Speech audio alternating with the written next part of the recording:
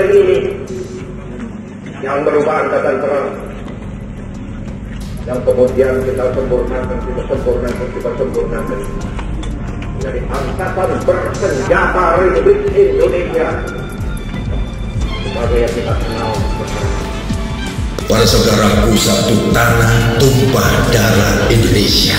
Kenapa kita cukup perlu tahu sejarah? Cukup tahu, biar kita bukan ahli sejarah, kita tak mau dicap generasi lupa sejarah. Dan yang paling tidak enak kalau kita dicap generasi buta sejarah. Itu tragedi moral yang paling menyakitkan. Teknologi boleh setinggi langit, tapi tak ada hari ini tanpa proses sejarah masa lalu. Kita bukan generasi ortodok, feodal, otoriter, mengharuskan kehendak. Kita bangsa yang merdeka, tapi tetap beragama, berpancasila, berbhinneka tunggal ika yang sudah dirintis para leluhur, para pendiri bangsa. Perlu kita paham, praktik adu domba cukup berlaku di era penjajahan, tapi di abad now, di era merdeka, praktik adu domba wajib diharamkan. Kita tidak ingin republik ini porak-poranda, hancur lebur dan tenggelam.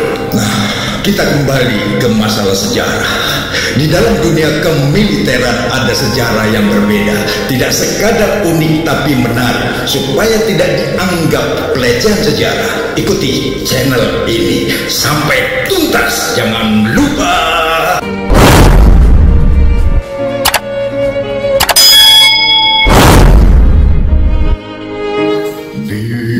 Bila Tuhan datang, langit terasa merah.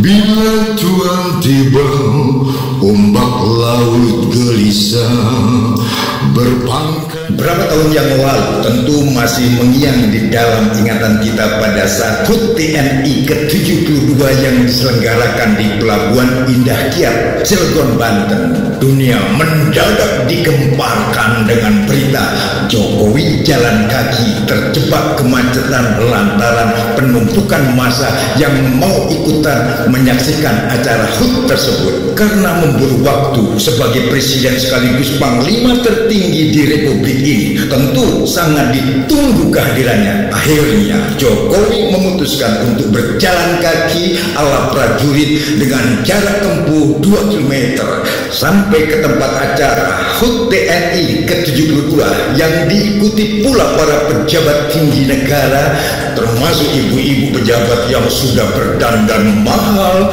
Ada yang tak kuat terpaksa naik ojek. Sudah dipastikan semua berkeringat dan ada rasa capek.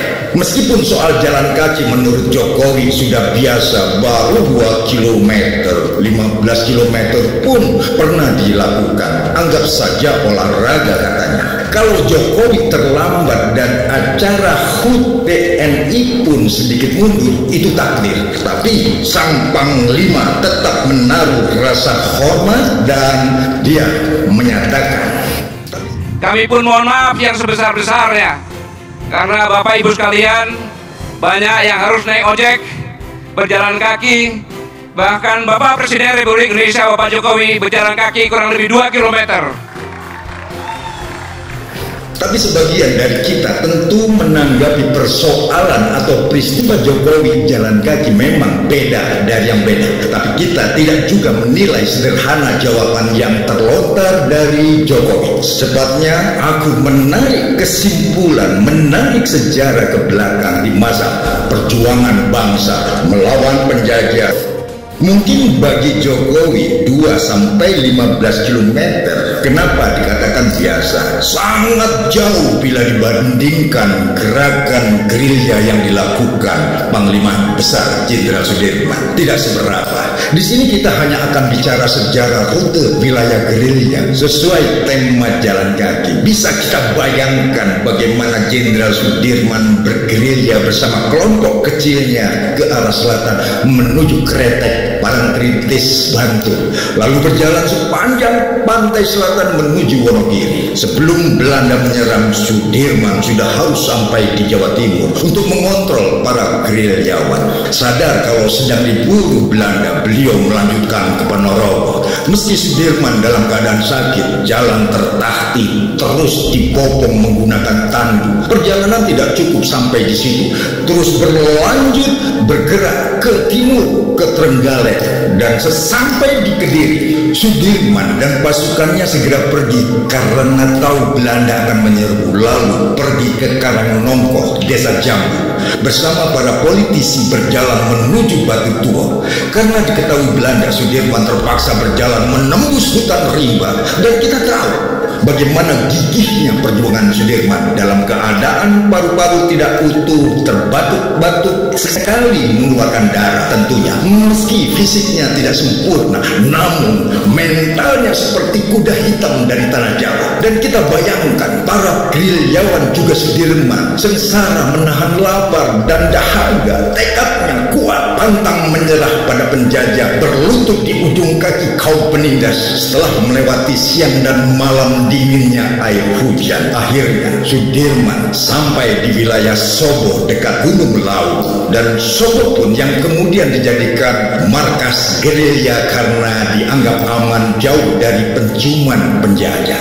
Nah, kita kembali ke soal Jokowi dan para pejabat yang berjalan kaki menempuh jarak 2 km. Sangat jauh berbeda bila dibandingkan perjalanan para gerilya dan Jenderal Sudirman yang diperkirakan 693 km, tidak ada 10%-nya, ibarat jarak langit dan bumi. Boleh jadi pada saat itu Jokowi punya sudut pandang yang sama jauh ke belakang, mengingat di masa perjuangan untuk merebut kemerdekaan. Di sisi lain, sekaligus Jokowi memberikan penghormatan tertinggi kepada Panglima Besar Jenderal Sudirman sebagai Bapak Tentara Negara Kesatuan Republik Indonesia. Bila Tuhan datang, langit terasa merah. Bila Tuhan tiba, ombak laut gelisah. Berpangkat semangat di dalam dadanya, bagai bara merah membakar tubuhnya.